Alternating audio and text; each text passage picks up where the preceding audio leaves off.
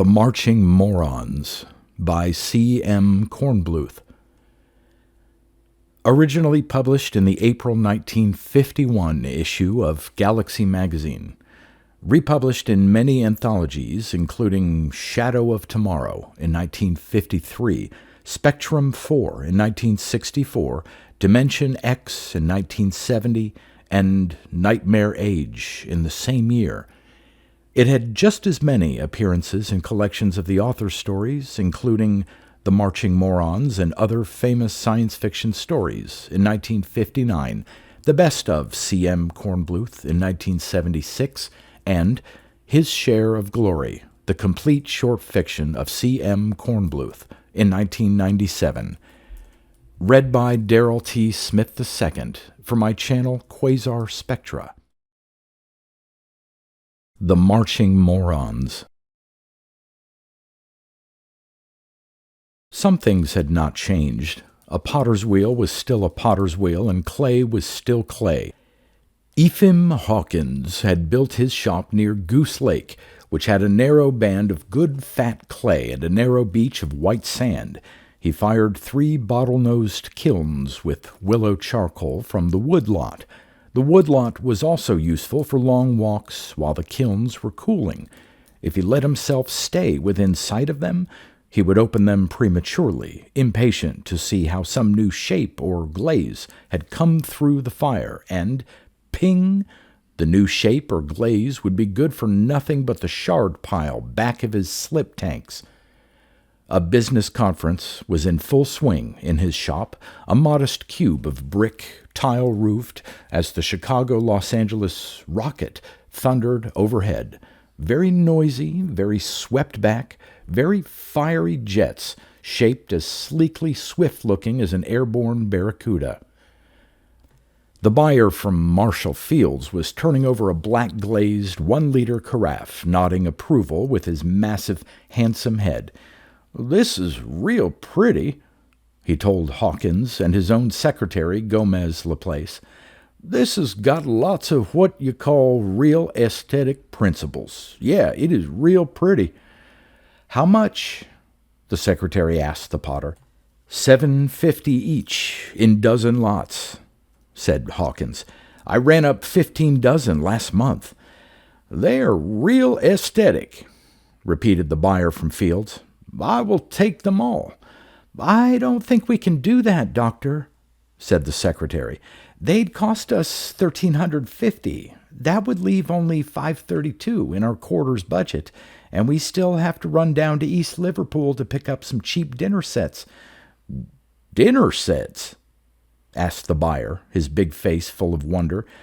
"Dinner sets. The department's been out of them for 2 months now. Mr. Garvey Seabright got pretty nasty about it yesterday, remember?" "Garvey Seabright, that meat-headed blue nose," the buyer said contemptuously.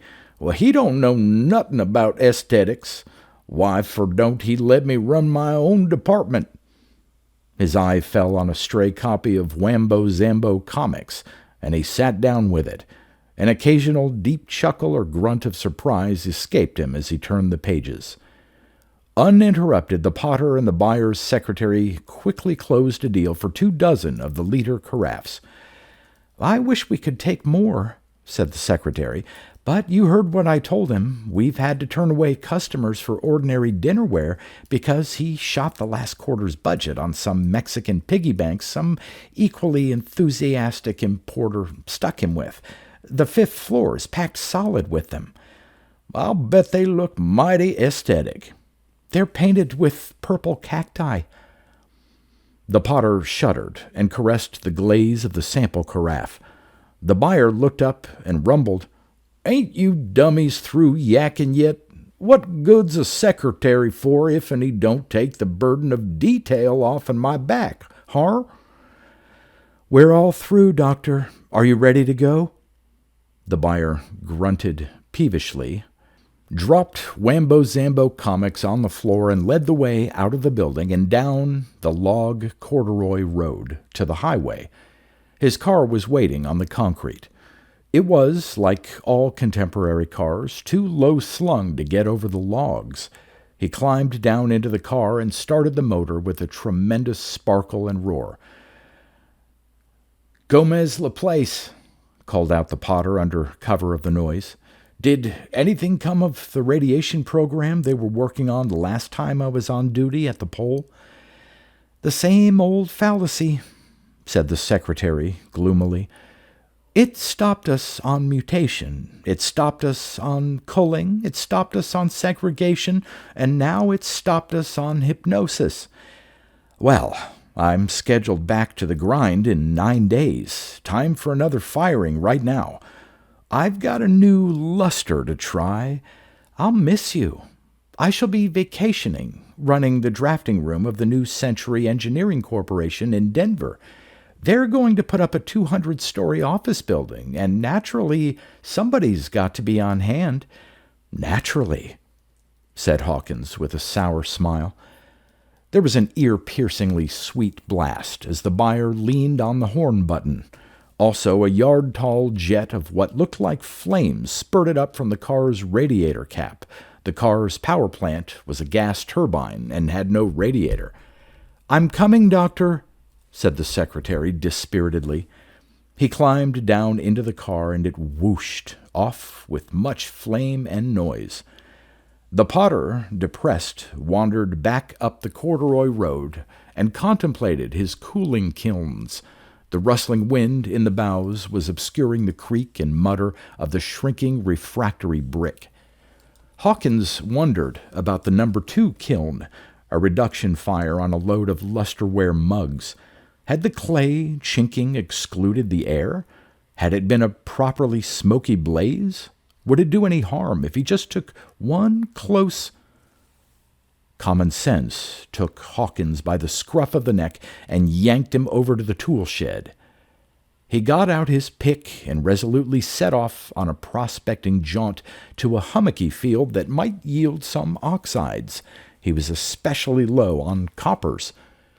The long walk left him sweating hard, with his lust for a peek into the kiln quiet in his breast. He swung his pick almost at random into one of the hummocks. It clanged on a stone which he excavated.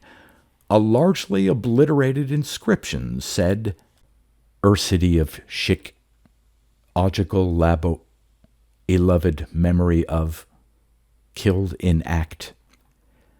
The Potter swore mildly.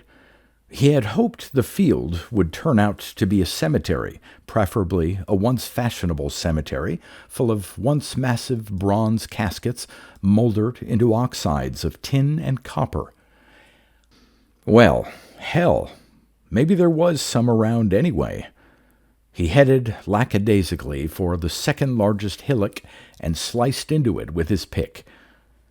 There was a stone to undercut and topple into a trench, and then the Potter was very glad he'd stuck at it.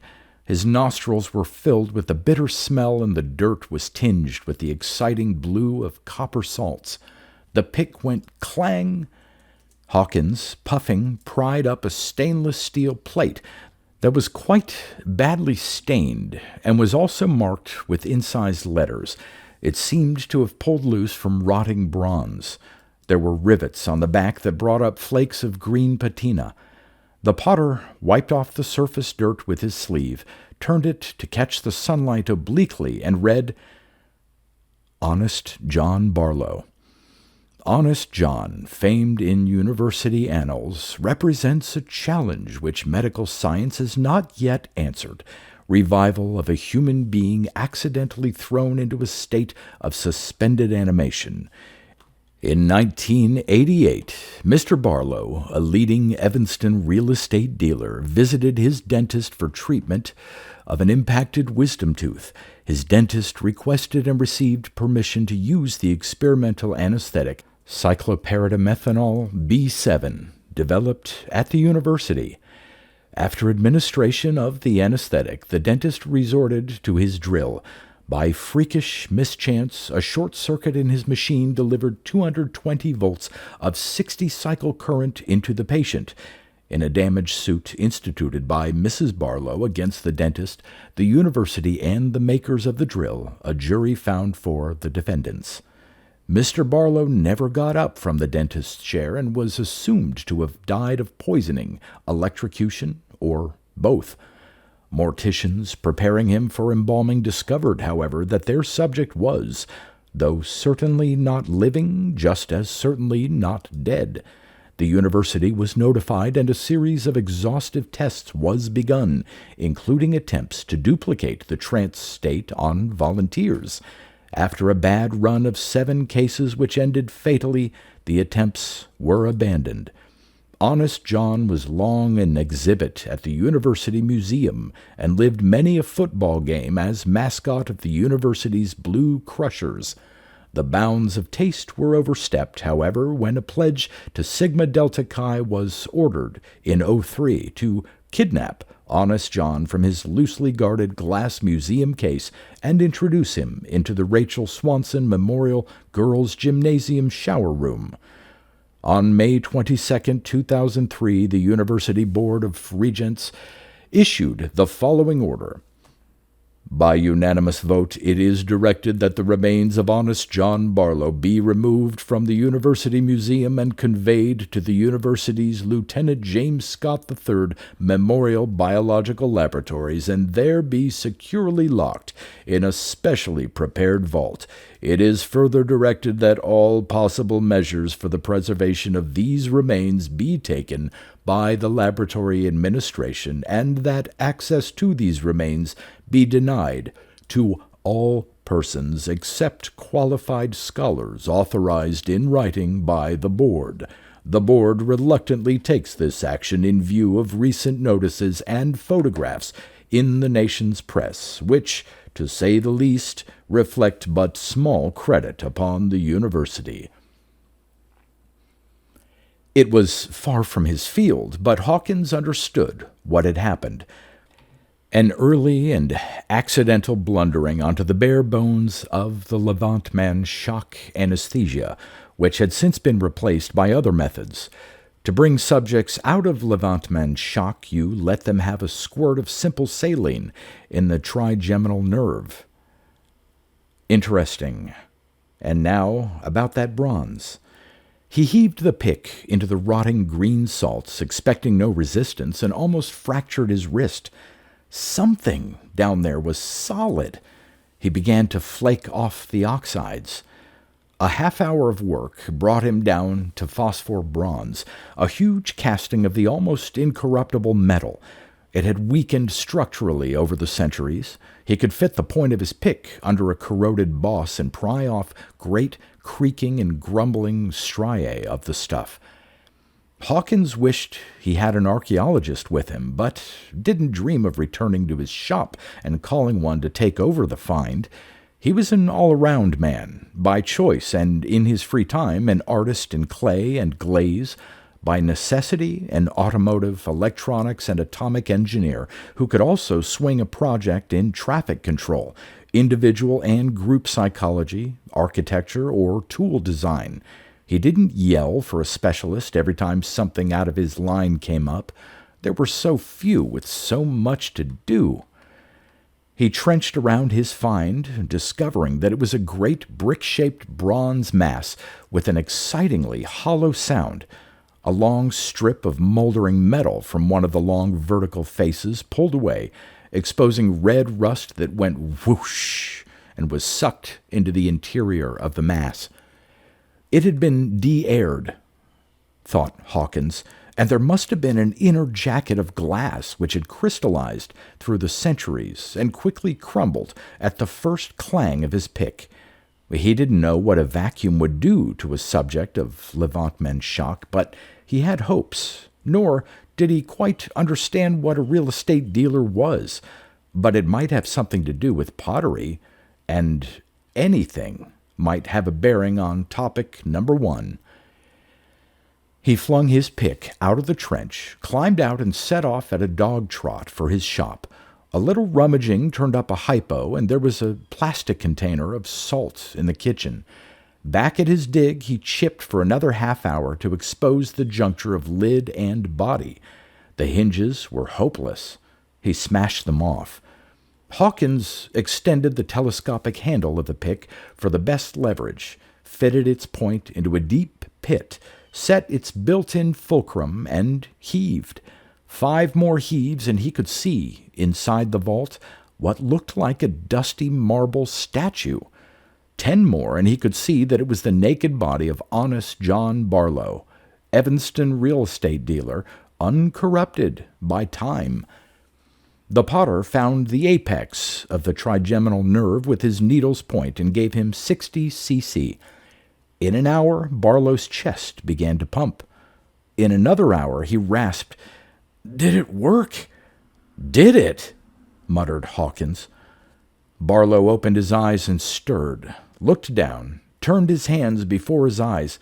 "I'll sue!" he screamed. "My clothes! My fingernails!" A horrid suspicion came over his face, and he clapped his hands to his hairless scalp. "My hair!" he wailed. "I'll sue you for every penny you've got. That release won't mean a damn thing in court. I didn't sign away my hair and clothes and fingernails." "They'll grow back," said Hawkins casually. "Also your epidermis. Those parts of you weren't alive, you know, so they weren't preserved like the rest of you. I'm afraid the clothes are gone, though." "What is this, the university hospital?" demanded Barlow. "I want to phone. No, you phone. Tell my wife I'm all right, and tell Sam Immerman, he's my lawyer, to get over here right away. Greenleaf 7, 4022. Ow!" He had tried to sit up, and a portion of his pink skin rubbed against the inner surface of the casket, which was powdered by the ancient crystallized glass. "What the hell did you guys do? Boil me alive? Oh, you're going to pay for this." "You're all right," said Hawkins, wishing now he had a reference book to clear up several obscure terms. "Your epidermis will start growing immediately. You're not in the hospital. Look here." He handed Barlow the stainless steel plate that had labeled the casket. After a suspicious glance, the man started to read. Finishing, he laid the plate carefully on the edge of the vault and was silent for a spell. "Poor Verna," he said at last. "It doesn't say whether she was stuck with the court costs. Do you happen to know—" "No," said the potter. "All I know is what was on the plate and how to revive you. The dentist accidentally gave you a dose of what we call Levantman shock anesthesia. We haven't used it for centuries. It was powerful, but too dangerous." "Centuries," brooded the man. "Centuries. I'll bet Sam swindled her out of her eye teeth. Poor Verna. How long ago was it? What year is this?" Hawkins shrugged. "We call it 7B 936. That's no help to you. It takes a long time for these metals to oxidize." "Like that movie," Barlow muttered. "Who would have thought it? Poor Verna." He blubbered and sniffled, reminding Hawkins powerfully of the fact that he had been found under a flat rock. Almost angrily, the potter demanded, "How many children did you have?" "None yet," sniffed Barlow. "My first wife didn't want them, but Verna wants one, wanted one. But we're going to wait until we were going to wait until—" "Of course," said the potter, feeling a savage desire to tell him off, blast him to hell, and gone for his work. But he choked it down. There was the problem to think of. There was always the problem to think of, and this poor blubberer might unexpectedly supply a clue. Hawkins would have to pass him on. "Come along," Hawkins said. "My time is short." Barlow looked up, outraged. "How can you be so unfeeling? I'm a human being, like—" The Los Angeles-Chicago rocket thundered overhead, and Barlow broke off in mid-complaint. "Beautiful," he breathed, following it with his eyes. "Beautiful." He climbed out of the vault, too interested to be pained by its roughness against his infantile skin. "After all," he said briskly, This should have its sunny side. I never was much for reading, but this is just like one of those stories, and I ought to make some money out of it, shouldn't I?" He gave Hawkins a shrewd glance. "You want money?" asked the potter. "Here." He handed over a fistful of change and bills. "You'd better put my shoes on. It'll be about a quarter mile. Oh, and you're, modest? Yes, that was the word. Here." Hawkins gave him his pants, but Barlow was excitedly counting the money. 85, 86, and it's dollars, too. I thought it'd be credits or whatever they call them. E pluribus unum and liberty, just different faces. Say, is there a catch to this?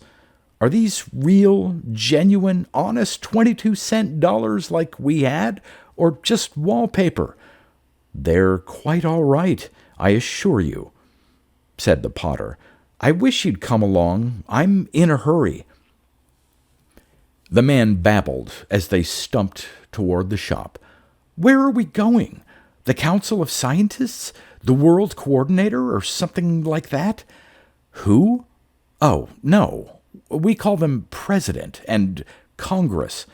No, that wouldn't do any good at all. I'm just taking you to see some people. I ought to make plenty out of this. Plenty. I could write books. Get some smart young fellow to put it into words for me, and I'll bet I could turn out a bestseller. What's the setup on things like that?" "It's about like that. Smart young fellows. But there aren't any bestsellers anymore. People don't read much nowadays. We'll find something equally profitable for you to do." Back in the shop, Hawkins gave Barlow a suit full of clothes, deposited him in the waiting room, and called Central in Chicago. "Take him away," he pleaded. "I have time for one more firing, and he blathers and blathers. I haven't told him anything. Perhaps we should just turn him loose and let him find his own level. But there's a chance." "The problem," agreed Central. "Yes, there's a chance." The potter delighted Barlow by making him a cup of coffee with a cube that not only dissolved in cold water, but heated the water to boiling point. Killing time, Hawkins chatted about the rocket Barlow had admired, and had to haul himself up short. He had almost told the real estate man what its top speed really was. Almost, indeed, revealed that it was not a rocket.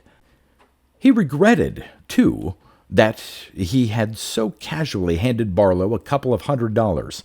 The man seemed obsessed with fear that they were worthless, since Hawkins refused to take a note or IOU or even a definite promise of repayment. But Hawkins couldn't go into details, and was very glad when a stranger arrived from Central.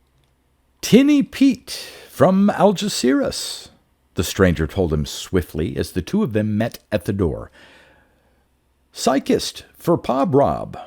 Pole assigned special overtake, Barlow." "Thank heaven," said Hawkins.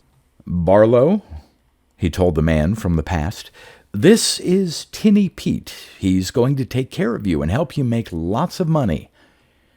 The psychist stayed for a cup of the coffee whose preparation had delighted Barlow, and then conducted the real estate man down the corduroy road to his car, leaving the potter to speculate on whether he could at last crack his kilns. Hawkins, abruptly dismissing Barlow and the problem, happily picked the chinking from around the door of the No. 2 kiln, prying it open a trifle. A blast of heat and the heady, smoky scent of the reduction fire delighted him. He peered and saw a corner of a shelf glowing cherry red, becoming obscured by wavering black areas as it lost heat through the opened door. He slipped a charred wood paddle under a mug on the shelf and pulled it out as a sample, the hairs on the back of his hand curling and scorching. The mug crackled and pinged, and Hawkins sighed happily. The bismuth resonant luster had fired to perfection, a haunting film of silvery black metal with strange bluish lights in it as it turned before the eyes, and the problem of population seemed very far away to Hawkins then. Barlow and Tinny Pete arrived at the concrete highway where the psychist's car was parked in a safety bay. "What a boat!" gasped the man from the past. "Boat? No, that's my car." Barlow surveyed it with awe. Swept back lines, deep-drawn compound curves, kilograms of chrome. He ran his hands futilely over the door, or was it the door? In a futile search for a handle, and asked respectfully, "How fast does it go?" The psychist gave him a keen look and said slowly, 250. You can tell by the speedometer." "Wow! My old Chevy could hit 100 on a straightaway, but you're out of my class, mister." Tinny Pete somehow got a huge low door open, and Barlow descended 3 steps into immense cushions, floundering over to the right. He was too fascinated to pay serious attention to his flayed dermis. The dashboard was a lovely wilderness of dials, plugs, indicators, lights, scales, and switches. The psychist climbed down into the driver's seat and did something with his feet. The motor started, like lighting a blowtorch as big as a silo. Wallowing around in the cushions, Barlow saw through a rearview mirror a tremendous exhaust filled with brilliant white sparkles. "Do you like it?" yelled the psychist. "It's terrific!" Barlow yelled back. He was shut up as the car pulled out from the bay into the road with a great voo-oom. A gale roared past Barlow's head, though the windows seemed to be closed. The impression of speed was terrific. He located the speedometer on the dashboard and saw it climb past 90, 100, 150, 200. "Fast enough for me," yelled the psychist, noting that Barlow's face fell in response. "Radio?" He passed over a surprisingly light object, like a football helmet with no trailing wires, and pointed to a row of buttons. Barlow put on the helmet, glad to have the roar of air stilled, and pushed a push button. It lit up satisfyingly, and Barlow settled back even farther for a sample of the brave new world's super-modern taste in ingenious entertainment. "Take it and stick it!"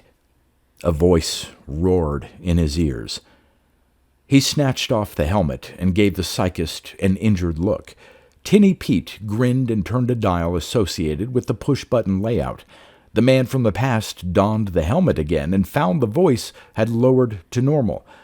"The show of shows, the super show, the super-duper show, the quiz of quizzes. Take it and stick it." There were shrieks of laughter in the background. "Here we got the contestants all ready to go. You know how we work it. I hand a contestant a triangle-shaped cutout and like that down the line. Now we got these here boards. They got cutout places the same shape as the triangles and things, only they're all different shapes, and the first contestant that sticks the cutouts into the board, he wins. Now, I'm gonna interview the first contestant. Right here, honey. What's your name?" "Name? How do you like that, folks? She don't remember her name, huh? Would you buy that for a quarter?" The question was spoken with arch significance, and the audience shrieked, howled, and whistled its appreciation. It was dull listening when you didn't know the punchlines and catch lines. Barlow pushed another button, with his free hand ready at the volume control. "Latest from Washington. It's about Senator Hull Mendoza. He is still attacking the Bureau of Fisheries. The North California syndicalist says he got affidavits that John Kingsley Schultz is a blue nose from way back. He didn't publistat the affidavits, but he says they say that Kingsley Schultz was saw at Blue Nose meetings in Oregon State College and later at Florida University. Kingsley Schultz says he gotta confess he did major in fly casting at Oregon and got his Ph.D. in game fish at Florida. And here is a quote from Kingsley Schultz. Hull Mendoza don't know what he's talking about. He should drop dead. Unquote. Hull Mendoza says he won't publistat the affidavits to perfect his sources. He says they was sworn by 3 former employees of the Bureau which was fired for incompetence and incompatibility by Kingsley Schultz. Elsewhere they was the usual run of traffic accidents. A 3-way pileup of cars on Route 66 going out of Chicago took 12 lives. The Chicago-Los Angeles morning rocket crashed and exploded in the Mojave, whatever you call it, desert. All the 94 people aboard got killed. A Civil Aeronautics Authority investigator on the scene says that the pilot was buzzing herds of sheep and didn't pull out in time.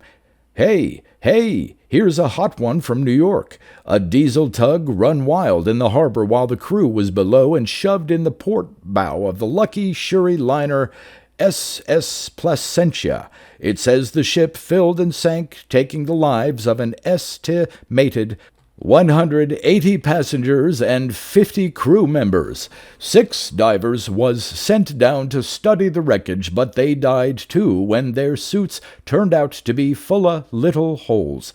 And here is a bulletin I just got from Denver. It seems... Barlow took off the headset uncomprehendingly. He seemed so callous, he yelled at the driver. I was listening to a newscast. Tinny Pete shook his head and pointed at his ears. The roar of air was deafening.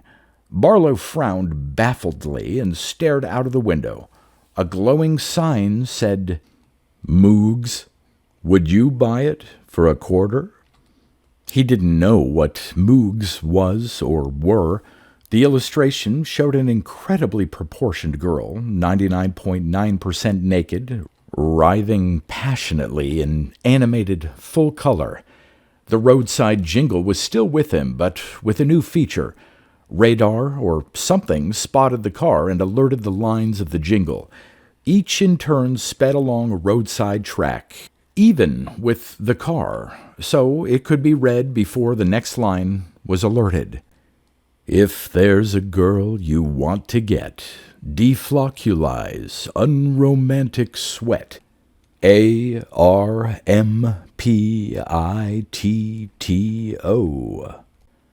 Another animated job in 2 panels, the familiar before and after. The first said, Just any cigar? And was illustrated with a 2-person domestic tragedy of a wife holding her nose while her coarse and red-faced husband puffed a slimy-looking rope. The second panel glowed, or a vuelta abajo, and was illustrated with... Barlow blushed and looked at his feet until they had passed the sign. Coming into Chicago, bawled Tinny Pete. Other cars were showing up, all of them dreamboats. Watching them, Barlow began to wonder if he knew what a kilometer was exactly. They seemed to be traveling so slowly if you ignored the roaring air past your ears and didn't let the speedy lines of the dreamboats fool you. He would have sworn they were really crawling along at 25, with occasional spurts up to 30. How much was a kilometer anyway? The city loomed ahead, and it was just what it ought to be. Towering skyscrapers, overhead ramps, landing platforms for helicopters. He clutched at the cushions. Those 2 copters.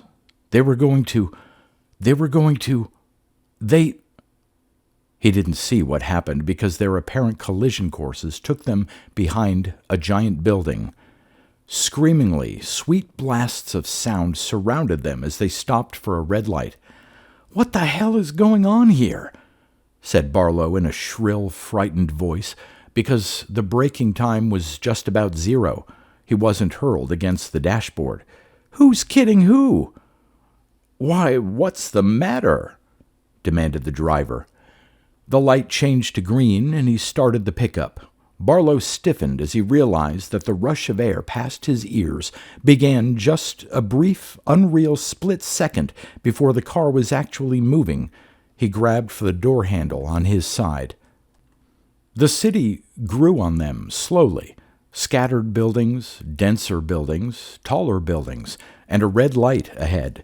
The car rolled to a stop in 0 braking time.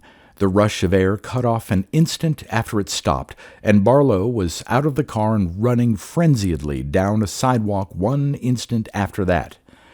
"They'll track me down," he thought, panting. "It's a secret police thing. They'll get you, mind-reading machines, television eyes everywhere, afraid you'll tell their slaves about freedom and stuff. They don't let anybody cross them, like that story I once read." Winded, he slowed to a walk and congratulated himself that he had guts enough not to turn around. That was what they always watched for. Walking, he was just another business-suited back among hundreds. He would be safe. He would be safe. A hand tumbled from a large, coarse, handsome face thrust close to his. "What's the matter, bumping into people like you own a sidewalk, got a miner slam you in a mush, you basser?" It was neither the mad potter nor the mad driver. "Excuse me?" said Barlow. "What did you say?" "Oh, yeah?" yelled the stranger dangerously, and waited for an answer. Barlow, with the feeling that he had somehow been suckered into the short end of an intricate land title deal, heard himself reply belligerently, "Yeah." The stranger let go of his shoulder and snarled, "Oh, yeah?"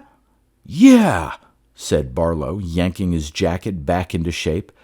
"Ah!" snarled the stranger, with more contempt and disgust than ferocity. He added an obscenity current in Barlow's time, a standard but physiologically impossible directive, and strutted off, hulking his shoulders and balling his fists. Barlow walked on, trembling.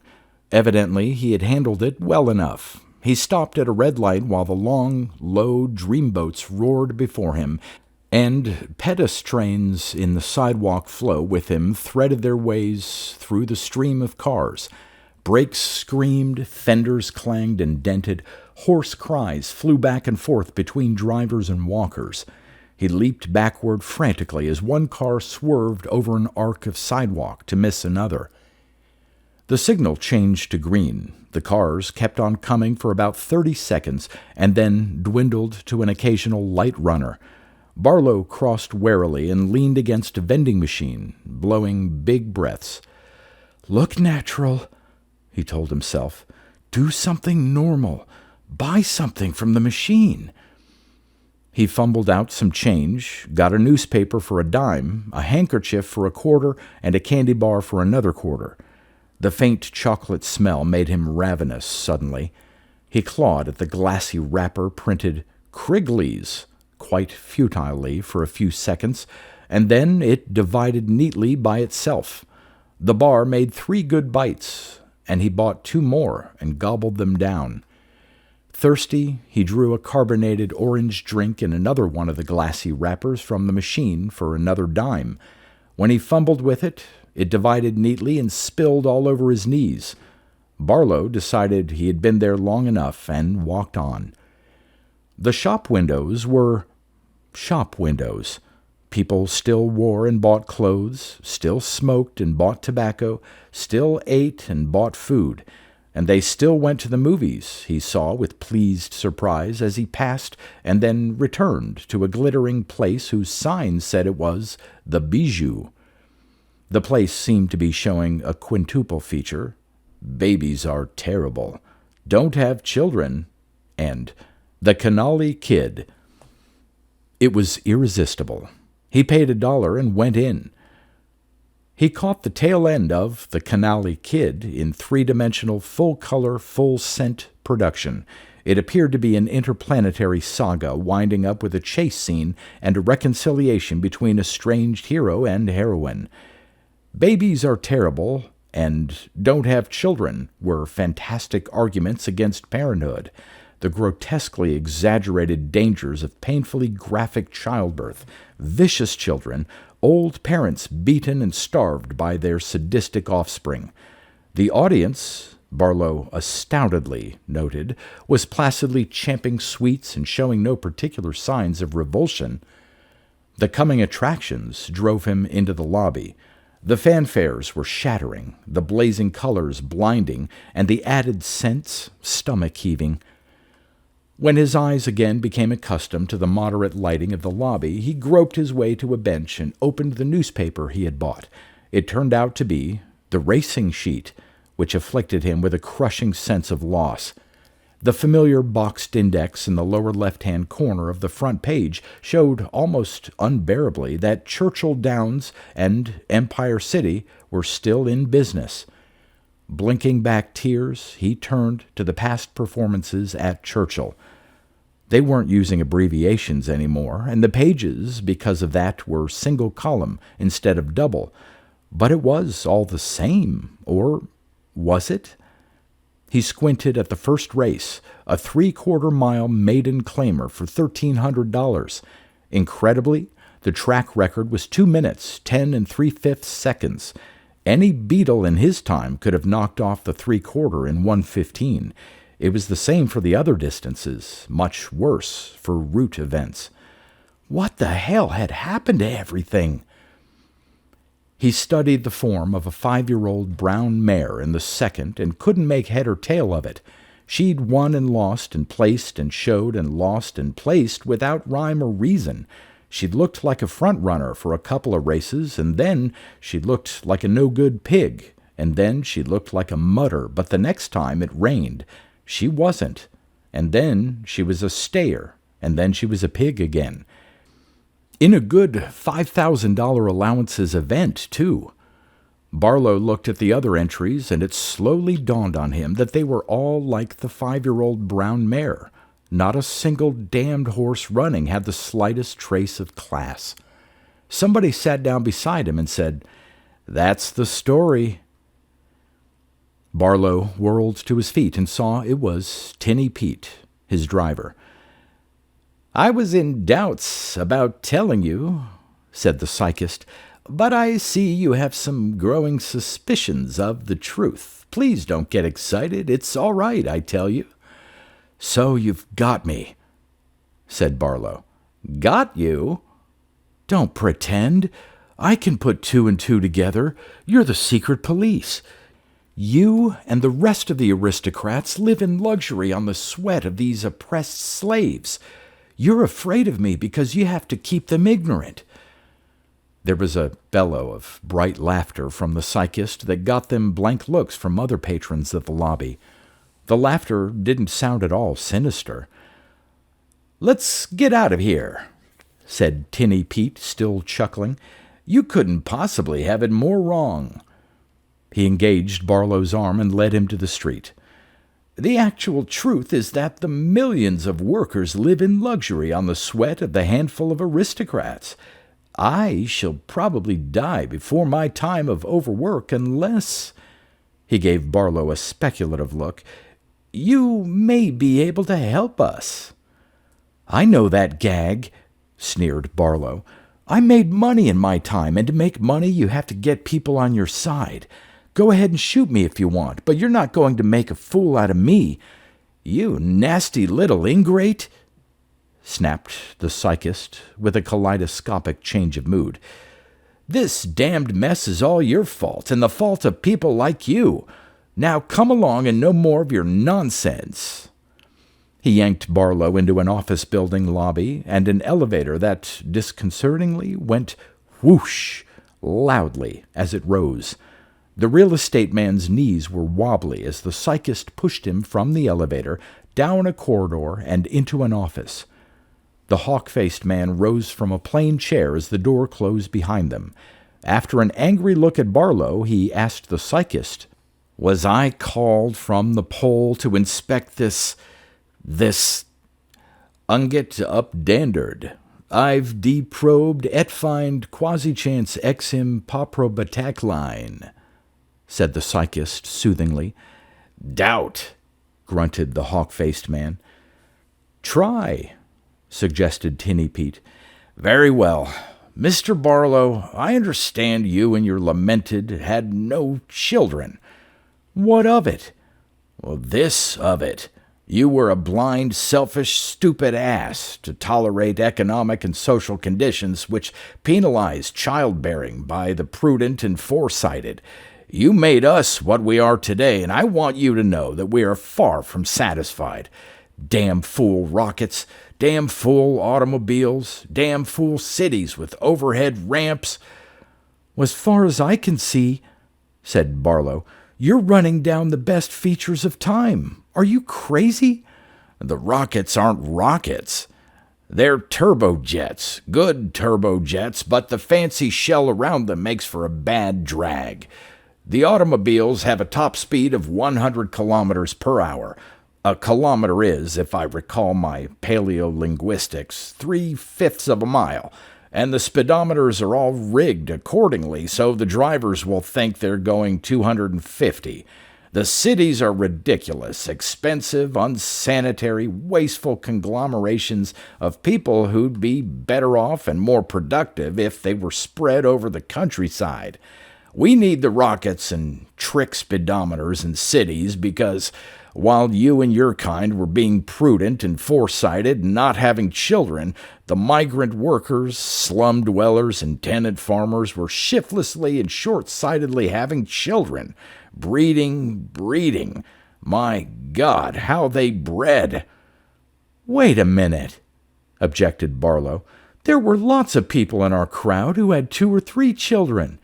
"The attrition of accidents, illness, wars, and such took care of that. Your intelligence was bred out. It is gone.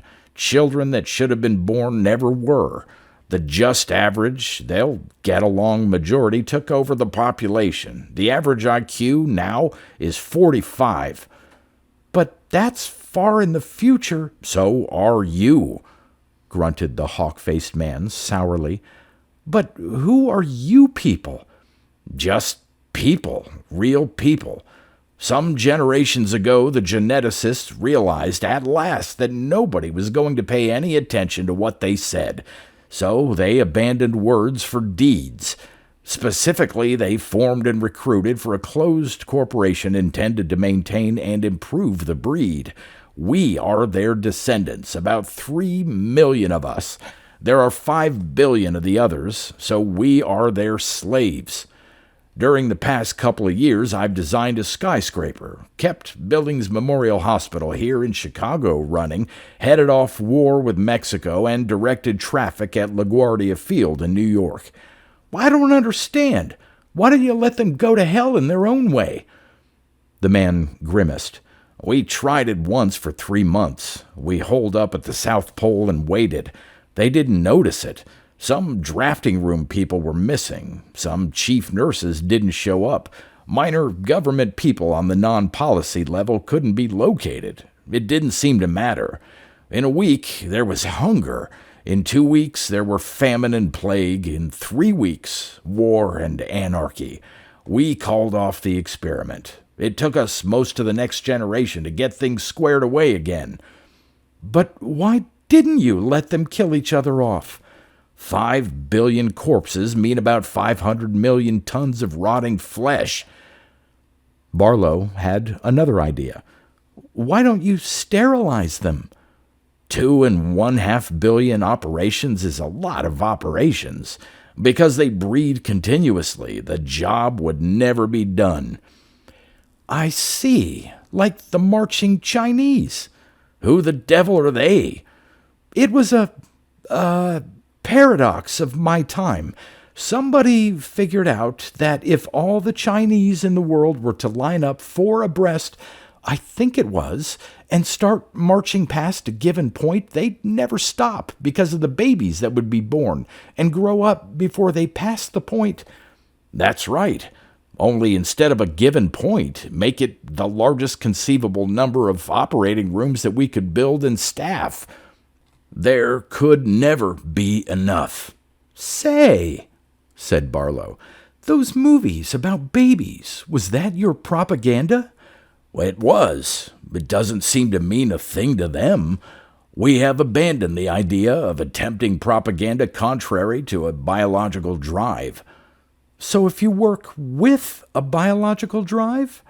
I know of none which is consistent with inhibition of fertility. Barlow's face went poker blank, the result of years of careful discipline. You don't, huh? You're the great brains, and you can't think of any? Why, no, said the psychist innocently. Can you? That depends. I sold 10,000 acres of Siberian tundra, through a dummy firm, of course, after the partition of Russia. The buyers thought they were getting improved building lots on the outskirts of Kiev. I'd say that was a lot tougher than this job. How so? Asked the hawk-faced man. Those were normal, suspicious customers, and these are morons, born suckers. You just figure out a con they'll fall for. They won't know enough to do any smart checking. The psychist and the hawk-faced man had also had training. They kept themselves from looking with sudden hope at each other. You seem to have something in mind, said the psychist. Barlow's poker face went blanker still. Maybe I have. I haven't heard any offer yet. There's the satisfaction of knowing that you've prevented Earth's resources from being so plundered, the hawk-faced man pointed out, that the race will soon become extinct. I don't know that, Barlow said bluntly. All I have is your word. If you really have a method, I don't think any price would be too great, the psychist offered. Money, said Barlow. All you want. More than you want, the hawk-faced man corrected. Prestige, added Barlow. Plenty of publicity. My picture and my name in the papers and over TV every day. Statues to me, parks and cities and streets and other things named after me. A whole chapter in the history books. The psychist made a facial sign to the hawk-faced man that meant, "Oh, brother." The hawk-faced man signaled back, "Steady, boy." "It's not too much to ask," the psychist agreed. Barlow, sensing a seller's market, said, "Power." "Power," the hawk-faced man repeated puzzledly. "Your own hydro station or nuclear pile?" "I mean a world dictatorship with me as dictator." "Well, now," said the psychist, but the hawk-faced man interrupted. "It would take a special emergency act of Congress, but the situation warrants it. I think that can be guaranteed." "Could you give us some indication of your plan?" the psychist asked. "Ever hear of lemmings?" "No." "Well, were, I guess, since you haven't heard of them, little animals in Norway, and every few years they'd swarm to the coast and swim out to sea until they drowned. I figure on putting some lemming urge into the population." "How?" "I'll save that till I get the right signatures on the deal." The hawk-faced man said, "I'd like to work with you on it, Barlow. My name's Ryan Nagana." He put out his hand. Barlow looked closely at the hand, then at the man's face. "Ryan what?" "Nagana." "That sounds like an African name." "It is. My mother's father was a Watusi." Barlow didn't take the hand. "I thought you looked pretty dark. I don't want to hurt your feelings, but I don't think I'd be at my best working with you. There must be somebody else just as well qualified, I'm sure." The psychist made a facial sign to Ryan Nagana that meant, "Steady yourself, boy." "Very well," Ryan Nagaga told Barlow. "We'll see what arrangement can be made." It's not that I'm prejudiced, you understand. Some of my best friends—" "Mr. Barlow, don't give it another thought. Anybody who could pick on the lemming analogy is going to be useful to us." And so he would, thought Ryan Nagana, alone in the office after Tinny Pete had taken Barlow up to the helicopter stage. So he would. Pop Rob had exhausted every rational attempt, and the new Pop Rob attack lines would have to be irrational or sub-rational. This creature from the past, with his lemming legends and his improved building lots, would be a fountain of precious, vicious self-interest. Ryan Nagana sighed and stretched. He had to go and run the San Francisco subway. Summoned early from the pole to study Barlow, he'd left unfinished a nice little theorem. Between interruptions, he was slowly constructing an n-dimensional geometry whose foundations and superstructure owed no debt whatsoever to intuition. Upstairs, waiting for a helicopter, Barlow was explaining to Tinny Pete that he had nothing against Negroes, and Tinny Pete wished he had some of Ryan Nagana's imperturbability and humor for the ordeal. The helicopter took them to International Airport, where, Tinny Pete explained, Barlow would leave for the pole. The man from the past wasn't sure he'd like a dreary waste of ice and cold. "It's all right," said the psychist. "A civilized layout, warm, pleasant. You'll be able to work more efficiently there. All the facts at your fingertips. A good secretary. I'll need a pretty big staff," said Barlow, who had learned from thousands of deals never to take the first offer. "I meant a private, confidential one," said Tinny Pete readily. "But you can have as many as you want. You'll naturally have top priority if you really have a workable plan." "Let's not forget this dictatorship angle," said Barlow. He didn't know that the psychist would just as readily have promised him deification to get him happily on the rocket for the pole. Tinny Pete had no wish to be torn limb from limb. He knew very well that it would end that way if the population learned from this anachronism that there was a small elite which considered itself head, shoulders, trunk, and groin above the rest.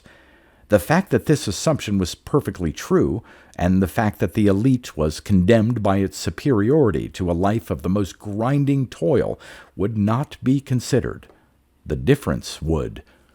The psychist finally put Barlow aboard the rocket with some 30 people, real people, headed for the pole. Barlow was airsick all the way because of a post-hypnotic suggestion Tinny Pete had planted in him. One idea was to make him as averse as possible to a return trip, and another idea was to spare the other passengers from his aggressive, talkative company. Barlow, during the first day at the pole, was reminded of his first day in the Army. It was the same "now where the hell are we going to put you" business until he took a firm line with them. Then, instead of acting like supply sergeants, they acted like hotel clerks. It was a wonderful, wonderfully calculated build-up, and one that he failed to suspect. After all, in his time, a visitor from the past would have been lionized. At day's end, he reclined in a snug underground billet with the 60-mile gales roaring yards overhead and tried to put two and two together. It was like old times, he thought, like a coup in real estate where you had the competition by the throat, like a 50% rent boost when you knew damned well there was no place for the tenants to move, like smiling when you read over the breakfast orange juice that the city council had decided to build a school on the ground you had acquired by a deal with the city council. And it was simple. He would just sell tundra building lots to eagerly suicidal lemmings, and that was absolutely all there was to solving the problem that had these double domes spinning. They'd have to work out most of the details, naturally, but what the hell? That was what subordinates were for. He'd need specialists in advertising, engineering, communications. Did they know anything about hypnotism? That might be helpful. If not, there'd have to be a lot of bribery done, but he'd make sure, damned sure, there were unlimited funds. Just selling building lots to lemmings. He wished, as he fell asleep, that poor Verna could have been in on this. It was his biggest, most stupendous deal. Verna, that sharp shyster Sam Immerman must have swindled her. It began the next day with people coming to visit him. He knew the approach. They merely wanted to be helpful to their illustrious visitor from the past, and would he help fill them in about his era, which unfortunately was somewhat obscure historically, and what did he think could be done about the problem? He told them he was too old to be roped anymore, and they wouldn't get any information out of him until he got a letter of intent from at least the Polar president, and a session of the Polar Congress empowered to make him dictator. He got the letter and the session. He presented his program, was asked whether his conscience didn't revolt at its callousness, explained succinctly that a deal was a deal, and anybody who wasn't smart enough to protect himself didn't deserve protection. Caveat emptor, he threw in for scholarship and had to translate it to, let the buyer beware. He didn't, he stated, give a damn about either the morons or their intelligent slaves. He'd told them his price, and that was all he was interested in. Would they meet it, or wouldn't they? The Polar president offered to resign in his favor with certain temporary emergency powers that the Polar Congress would vote him if he thought them necessary. Barlow demanded the title of world dictator, complete control of world finances, salary to be decided by himself, and the publicity campaign and historical write-up to begin at once. As for the emergency powers, he added, they are neither to be temporary nor limited. Somebody wanted the floor to discuss the matter, with the declared hope that perhaps Barlow would modify his demands. You've got the proposition, Barlow said. I'm not knocking off even 10%. But what if the Congress refuses, sir? The president asked. Then you can stay up here at the pole and try to work it out yourselves. I'll get what I want from the morons. A shrewd operator like me doesn't have to compromise. I haven't got a single competitor in this whole cockeyed moronic era. Congress waived debate and voted by show of hands. Barlow won unanimously. You don't know how close you came to losing me, he said in his first official address to the joint houses. I'm not the boy to haggle. Either I get what I ask or I go elsewhere. The first thing I want is to see designs for a new palace for me. Nothing unostentatious either, and your best painters and sculptors to start working on my portraits and statues. Meanwhile, I'll get my staff together. He dismissed the Polar president and the Polar Congress, telling them that he'd let them know when the next meeting would be. A week later, the program started with North America the first target. Mrs. Garvey was resting after dinner before the ordeal of turning on the dishwasher. The TV, of course, was on, and it said, "Oh!" Long, shuddery, and ecstatic.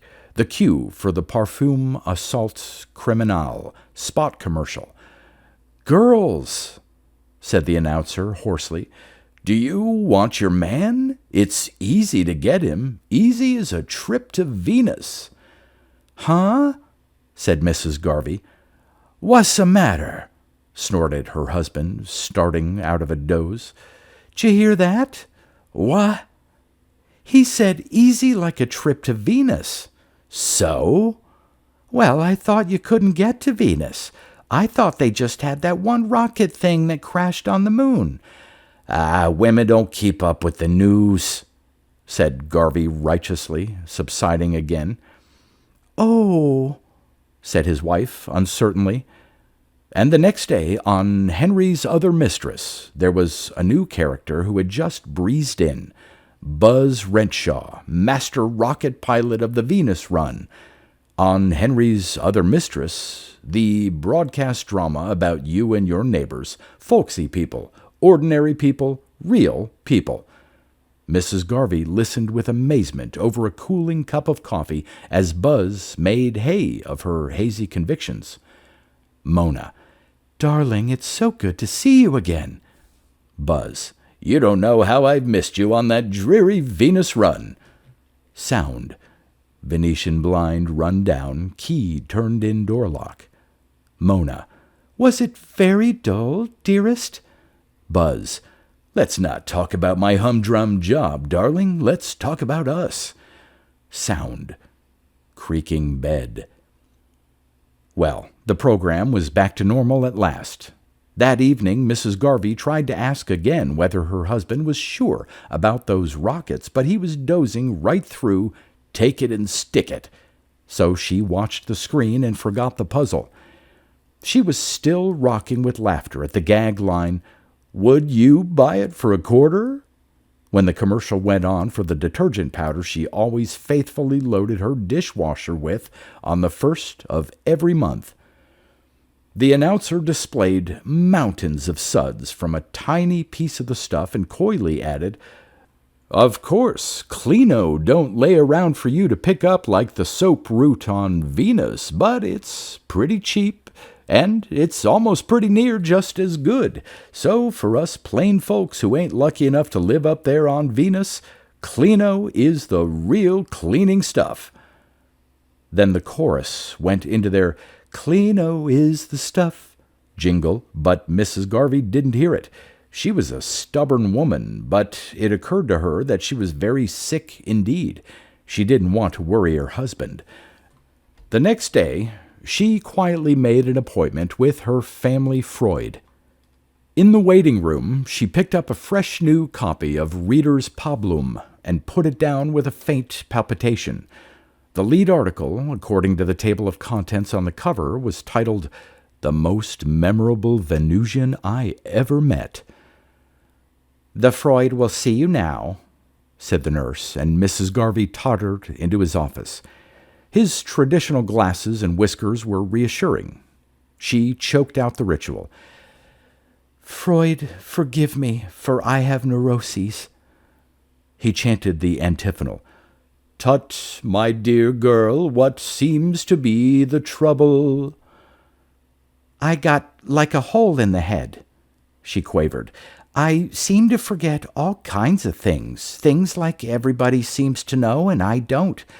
"Well, that happens to everybody occasionally, my dear. I suggest a vacation on Venus."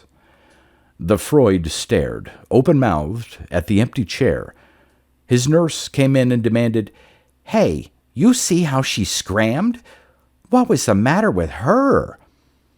He took off his glasses and whiskers meditatively. "You can search me. I told her she should maybe try a vacation on Venus." A momentary bafflement came into his face, and he dug through his desk drawers until he found a copy of the four-color, profusely illustrated journal of his profession. It had come that morning, and he had lip-read it, though looking mostly at the pictures. He leafed through to the article, "Advantages of the planet Venus in Rest Cures." "It's right there," he said. The nurse looked. "It sure is," she agreed. "Why shouldn't it be?" "The trouble with these here neurotics," decided the Freud, "is that they all the time got to fight reality. Show in the next twitch." He put on his glasses and whiskers again and forgot Mrs. Garvey and her strange behavior. "Freud, forgive me, for I have neuroses." "Tut, my dear girl, what seems to be the trouble?" Like many cures of mental disorders, Mrs. Garvey's was achieved largely by self-treatment.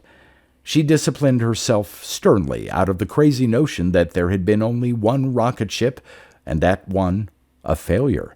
She could join without wincing, eventually, in any conversation on the desirability of Venus as a place to retire, on its fabulous floral profusion.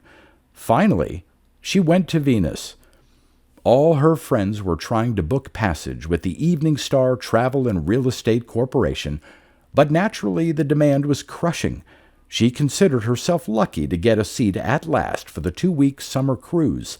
The spaceship took off from a place called Los Alamos, New Mexico. It looked just like all the spaceships on television and in the picture magazines, but was more comfortable than you would expect.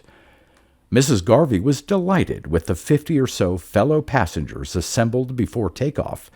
They were from all over the country, and she had a distinct impression that they were on the brainy side. The captain, a tall, hawk-faced, impressive fellow named Ryan something or other, welcomed them aboard and trusted that their trip would be a memorable one. He regretted that there would be nothing to see because, due to the meteorite season, the ports would be dogged down. It was disappointing, yet reassuring that the line was taking no chances. There was the expected momentary discomfort at takeoff, and then 2 monotonous days of droning travel through space to be whiled away in the lounge at cards or craps. The landing was a routine bump, and the voyagers were issued tablets to swallow to immunize them against any minor ailments. When the tablets took effect, the lock was opened, and Venus was theirs. It looked much like a tropical island on Earth, except for a blanket of cloud overhead, but it had a heady, otherworldly quality that was intoxicating and glamorous. The 10 days of the vacation were suffused with a hazy magic. The soap route, as advertised, was free and sudsy. The fruits, mostly tropical varieties transplanted from Earth, were delightful. The simple shelters provided by the travel company were more than adequate for the balmy days and nights. It was with sincere regret that the voyagers filed again into the ship and swallowed more tablets doled out to counteract and sterilize any Venus illnesses they might unwittingly communicate to Earth. Vacationing was one thing. Power politics was another. At the pole, a small man was in a soundproof room, his face deathly pale and his body limp in a straight chair. In the American Senate chamber, Senator Hull Mendoza, of the Northern California Syndicate, was saying, "Mr. President and gentlemen, I would be remiss in my duty as a legislature if I didn't bring to the attention of the august body I see here a perilous situation which is fraught with peril. As is well known to members of this august body, the perfection of spaceflight has brought with it a situation I can only describe as fraught with peril.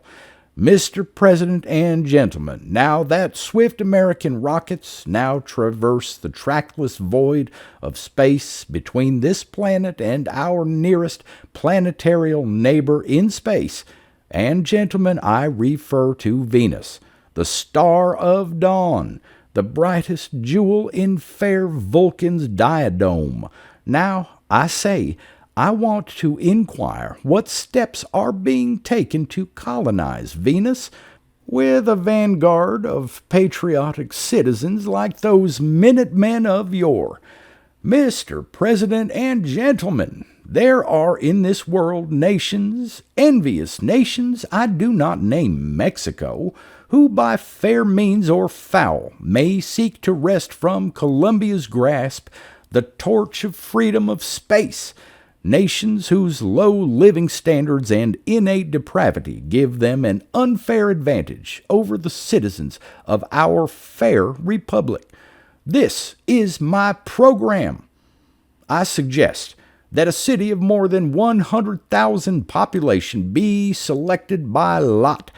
The citizens of the fortunate city are to be awarded choice lands on Venus free and clear, to have and hold and convey to their descendants, and the national government shall provide free transportation to Venus for these citizens, and this program shall continue city by city until there has been deposited on Venus a sufficient vanguard of citizens to protect our manifest rights in that planet. Objections will be raised, for carping critics we have always with us. They will say there isn't enough steel. They will call it a cheap giveaway. I say there is enough steel for one city's population to be transferred to Venus, and that is all that is needed. For when the time comes for the second city to be transferred, the first emptied city can be wrecked for the needed steel. And is it a giveaway? Well, yes, it is the most glorious giveaway in the history of mankind.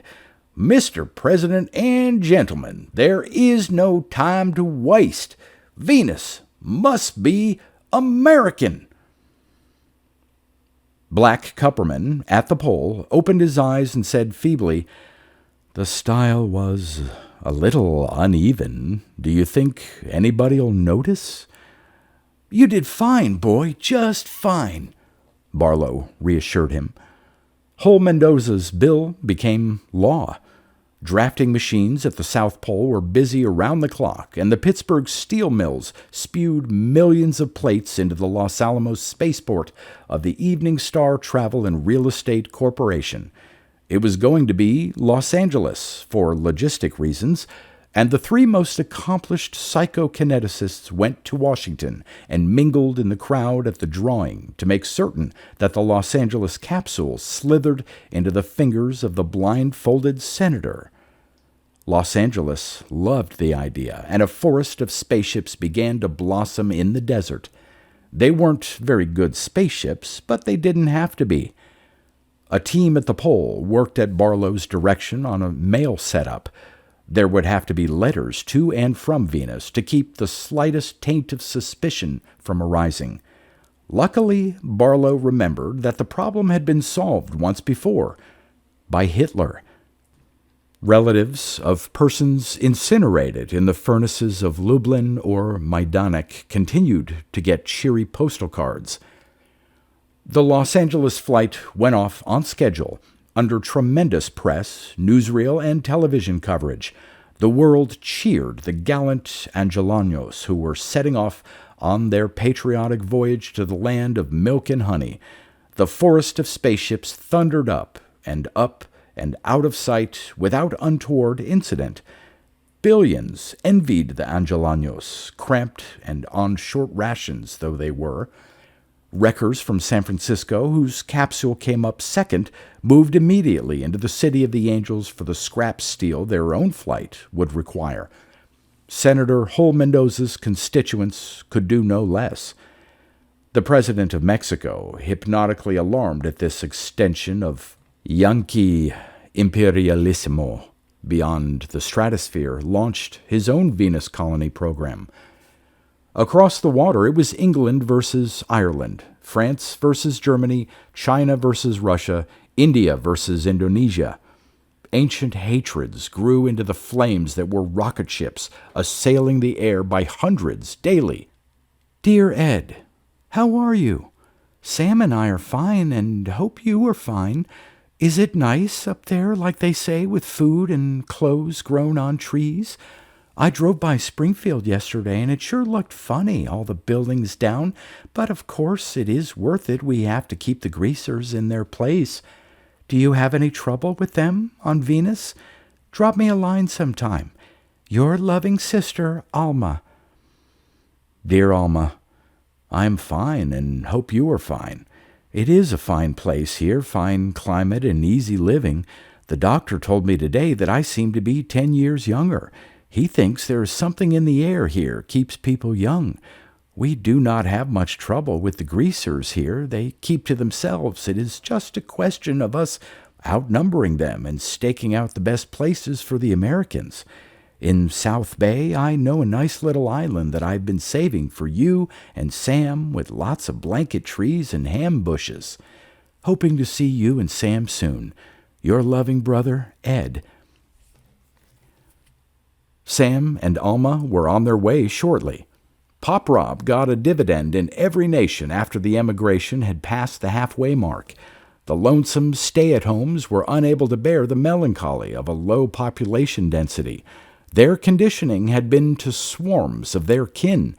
After that point, it was possible to foist off the crudest, stripped-down accommodations on would-be emigrants. They didn't care. Black Kupperman did a final job on President Hull Mendoza, the last job that genius of hypnotics would ever do on any moron, important or otherwise. Hull Mendoza, panic-stricken by his presidency over an emptying nation, joined his constituents. The Independence, aboard which traveled the national government of America, was the most elaborate of all the spaceships. Bigger, more comfortable, with a lounge that was handsome, though cramped, and cloakrooms for senators and representatives. It went, however, to the same place as the others, and Black Kupperman killed himself, leaving a note that stated he couldn't live with my conscience.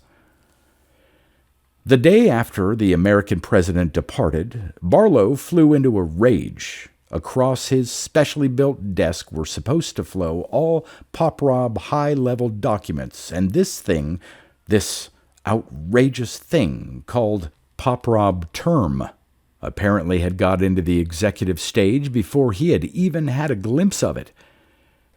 He buzzed for Rog Smith, his statistician. Rog Smith seemed to be at the bottom of it. Poprub term seemed to be about first and second and third derivatives, whatever they were. Barlow had a deep distrust of anything more complex than what he called an average. While Rog Smith was still at the door, Barlow snapped, "What's the meaning of this? Why haven't I been consulted? How far have you people got, and why have you been working on something I haven't authorized?" "Didn't want to bother you, Chief," said Rog Smith. "It was really a technical matter, kind of a final cleanup. Want to come and see the work?" Mollified, Barlow followed his statistician down the corridor. "You still shouldn't have gone ahead without my okay," he grumbled. "Where the hell would you people have been without me?" "That's right, Chief. We couldn't have swung it ourselves. Our minds just don't work that way. And all the stuff you knew from Hitler, it wouldn't have occurred to us. Like poor Black Kupperman."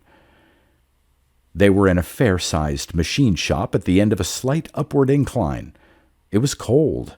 Rog Smith pushed a button that started a motor, and a flood of Arctic light poured in as the roof parted slowly. It showed a small spaceship with the door open. Barlow gaped at Rog Smith, took him by the elbow, and his other boys appeared. Swenson, the engineer, Sugimushi Duncan, his propellants man, Calb French, advertising. "In you go, Chief," said Sugimushi Duncan. "This is Poprob term."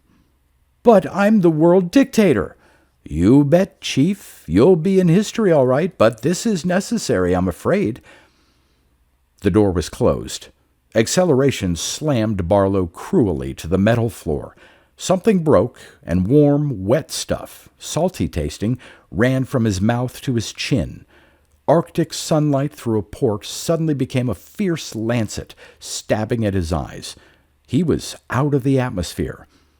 Lying twisted and broken under the acceleration, Barlow realized that some things had not changed, that Jack Ketch was never asked to dinner however many shillings you paid him to do your dirty work, that murder will out, that crime pays only temporarily. The last thing he learned was that death is the end of pain.